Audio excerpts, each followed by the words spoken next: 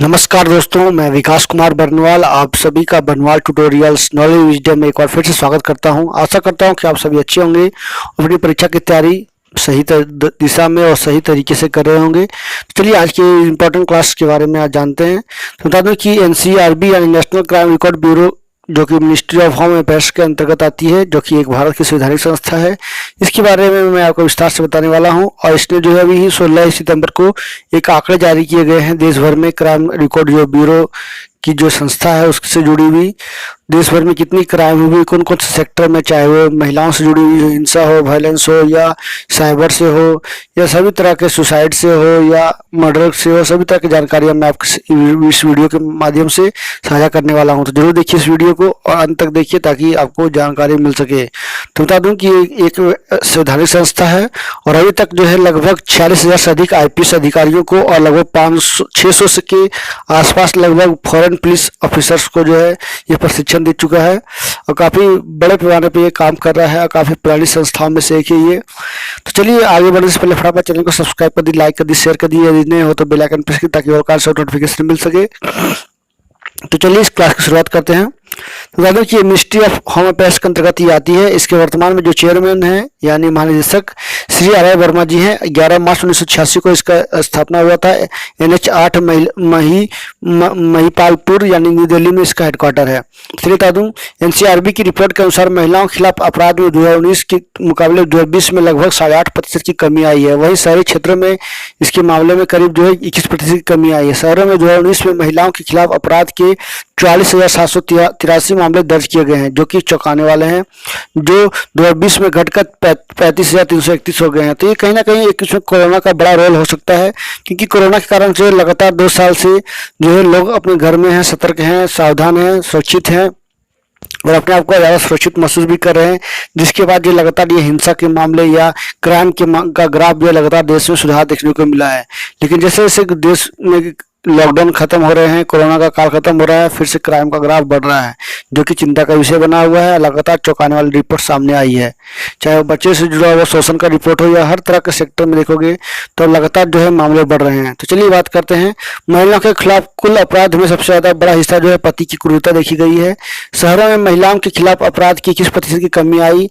दिल्ली में महिलाओं के खिलाफ जो है अपराध के लगभग 25% या 25% जो है कम हुए हैं। देश भर में महिलाओं के विरुद्ध अपराध के मामले में लगभग 19% मामले अपहरण के हैं, 20% मामले हमले के हैं, समझ लो कि 2% दुष्कर्म केस के हैं और 30% जो है पति की क्रूरता का केस देखने को मिला है। तो कहीं ना कहीं महिलाएं तो अपने घर में हैं, बाहर नहीं निकल रही हैं, लेकिन घरेलू हिंसा या डोमेस्टिक वायलेंस जो है लगातार बढ़ भी रहे हैं एक और।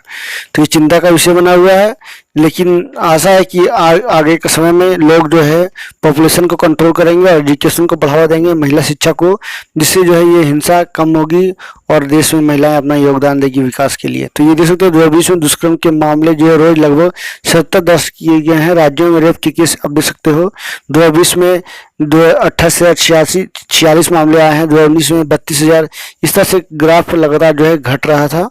तो कहीं ना कहीं एक शुभ मैसेज भी है, शुभ संकेत भी है, लेकिन एक और चिंता भी बना हुआ कि जैसे जैसे कोरोना का काल खत्म हुआ उसके बाद लगातार मामले बढ़ते गए। राजस्थान में देख सकते हो सबसे ज्यादा मामले जो है रेप के आए हैं, लगभग 5,310। उत्तर प्रदेश में भी काफी बड़ी संख्या है, 24 करोड़ आबादी है, जिसके कारण से देखने मिल रहे हैं। दिल्ली में महिलाओं के खिलाफ की बात की जाए तो अपराध में लगभग 25% कम हुए हैं। दिल्ली में देख सकते हो 12,209, उसके बाद 9,782 हो गए हैं 2020 में। 2019 और 2020 के कंपेयर में आप करोगे तो काफ़ी सुधार देखने को मिला है। लखनऊ, उत्तर प्रदेश, कोलकाता, जयपुर में जो है काफ़ी कोई सुधार देखने को नहीं मिला है। तो ये कुछ आंकड़े जो है मैं आपको लगातार दिखा रहा हूँ, जरूर देखिए इसको, जो कि चौंकाने वाले हैं एक तरह से हमारे देश के लिए कि किस तरह से जो है महिलाओं के प्रति लोगों की नज़रिया जो है सुधार नहीं हो रही है। 2020 में उत्तर प्रदेश में हत्या के लगभग 3,789 यानी लगभग 3800 मामले दर्ज किए गए हैं। दिल्ली में हत्या के लगभग 472 मामले, देश में रोज रेप के लगभग 77 मामले आए हैं। एनसीआरबी की रिपोर्ट के अनुसार मैं बता दूं कि सबसे ज़्यादा कोविड नियमों के उल्लंघन के मामले देखने को मिले हैं। एनसीआरबी के आंकड़े बताते हैं कि अपहरण के मामले में 2019 की तुलना में 2020 में 19% की कमी आई। 2020 में अपहरण के लगभग 84,805 मामले दर्ज किए गए, जबकि 2019 में 1,05,36 मामले दर्ज किए गए थे। इसकी एक बड़ी वजह है लॉकडाउन और घरों से बाहर ना निकलना माना जा सकता है। तो मैंने पहले क्लियर कर दिया था। 2020 में अपहरण के सबसे ज़्यादा मामले 12,913 मामले उत्तर प्रदेश में दर्ज किए गए। इसके बाद पश्चिम बंगाल में। तो यानी जिस राज्यों में आबादी बड़ी है और कहा जाए तो एक कम्युनिटी या एक अल्पसंख्यक जो भी बोल सकते, उसमें ज़्यादा मामले देखने को मिले हैं। उसी तरह बिहार में लगभग 8,000 के आसपास है, मध्य प्रदेश में 7,320, राजधानी में भी अच्छे मामले हैं। इसमें अधिकतर जो है यानी लगभग 56,591 बच्चे पीड़ित मामले देखने को मिले हैं। तो भारत में 2020 में साइबर अपराध की बात की जाए तो लगभग 50,035 मामले दर्ज किए गए हैं, जो कि झारखंड का जो सबसे बड़ा पूरा राज्य किया था ओवरऑल झारखंड का देवघर जामताड़ा जिला जो है काफ़ी फेमस रहा है। पूरा उस पर एक वीडियो भी बनी है, सीरीज भी बना है, फिल्म भी बने हैं। तो बता दूं कि जो उसके पिछले दर्ज मामलों की बात की जाए तो लगभग 11.8% अधिक है। यानी लोग जो है घरों से जो है इस साइबर अपराध को बढ़ावा दे रहे हैं। सोशल मीडिया पर फर्जी सूचना के तहत 578 मामले दर्ज किए गए हैं। रिपोर्ट के अनुसार देश में साइबर अपराध की दर जो है प्रति 1 लाख की आबादी में लगभग 2019 में लगभग 3.5% की बढ़कर लगभग 3.7% हो गई है। देश में 2019 के में बात की जाए तो साइबर अपराध के मामलों में संख्या में लगभग 44,735 थी, जो कि 2018 में यह 248 थी। 2020 में ऑनलाइन बैंकिंग धोखाधड़ी के मामले की बात की जाए तो 4,047 मामले थे। ओटीपी धोखाधड़ी की बात की जाए तो 1,093, क्रेडिट कार्ड डेबिट कार्ड धोखाधड़ी के मामले में बात की जाए तो 1,194 मामले, जबकि एटीएम से जुड़े हुए लगभग 2160 मामले दर्ज किए गए हैं। इसमें बताया कि सोशल मीडिया पर फर्जी सूचना की लगभग 578, ऑनलाइन परेशान करने वाले महिलाओं और बच्चों को साइबर धमकी से लगभग 972, जबकि फर्जी प्रोफाइल की बात की जाए तो 149 और आंकड़ों की चोरी की बात की जाए तो 98 मामले सामने आए हैं। तो अब बता दूं कि बिहार की बात की जाए या देश की बात की जाए, भीड़ हिंसा मॉब लिंचिंग जिसको इंग्लिश में बोलते हैं, लूटपाट के सबसे ज्यादा मामले बिहार में देखने को मिले हैं। 9,422 मामले सामने आए हैं। महाराष्ट्र की बात की जाए तो 9,157, यूपी की बात की जाए तो 6,126 मामले या केस दर्ज किए गए हैं। साइबर क्राइम की बात की जाए तो 11.8% बढ़ा है। SC/ST के खिलाफ भी जो है लगभग 9.4% और क्रमशः 9.3% बढ़े हैं। 1 लाख की आबादी में सबसे ज्यादा अपराध की दर की बात की जाए तो चेन्नई में यानी 1937 रही है। इसके बाद दिल्ली की नंबर है जो कि 1608 था। तो ये आबादी जनसंख्या घनत्व यानी पॉपुलेशन डेंसिटी के अनुसार बता रहा हूँ मैं। देश विरोधी बात की जाए तो लगभग 398 घटनाएं घटी है, जिसमें 240 माओवादी से संबंधित वारदातें हैं। तो हत्या और अपहरण के देश में टॉप पर जो है यूपी है, उत्तर प्रदेश है, जहाँ जनसंख्या की ज़्यादा है, यानी जनसंख्या विस्फोट जिसके कारण हो रहा है। बंगाल की बात की जाए, राजस्थान की बात की जाए, जनसंख्या इसमें कंट्रोल करने की जरूरत है।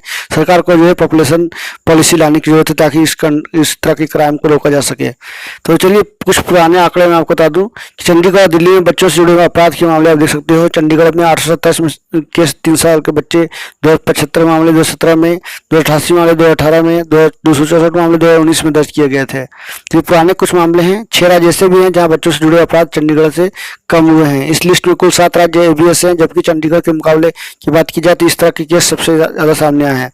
इसमें अरुणाचल प्रदेश के 3 वर्षों में कुल 457, गोवा में 545, मणिपुर में 385, मिजोरम में 543, नागालैंड में 222, सिक्किम में 574 मामले दर्ज किए गए हैं। दिल्ली की बात की जाए, 4 केंद्रशासित प्रदेश ऐसे हैं, यूनियन टेरिटरी ऐसे हैं जिनके 3 वर्षों बच्चों के जुड़े अपराधों के मामले की बात की जाए तो ये चंडीगढ़ से भी कम है। तो ये देख सकते हैं सभी यूटी, अंडमान निकोबार द्वीप, पुडुचेरी, दादरा नगर हवेली, दमन एंड दीव, लक्षद्वीप में काफ़ी कम मामले हैं क्योंकि वहाँ पर जनसंख्या आबादी है, जनसंख्या घनत्व कम है। लेकिन लगातार जो है इस तरह के मामले बढ़ना देश के लिए चिंता का जनक बना हुआ है। तो ये था स्पेशल वीडियो जो कि एनसीआरबी के द्वारा जारी की गई थी आंकड़े, उससे जुड़ा हुआ रिपोर्ट था। आई होप आप लोगों को बहुत कुछ जानकारी मिली होगी इस वीडियो के माध्यम से। तो चलिए इसी के साथ आज की क्लास की समाप्ति की घोषणा की जाती है। बता दूं कि 2009 में 19 जून को जो है भारत सरकार ने एनसीआरबी की स्थापना के लिए 2,000 करोड़ रुपए जो है जारी की थी, जिसके बाद जो है लगातार जो है कंप्यूटर से जुड़े हुए आंकड़े लगातार दर्शाए जा रहे हैं और अत्याधुनिक बनाए जा रहे थे। So thank you very much for watching, stay healthy and be happy. Thank you again, thank you.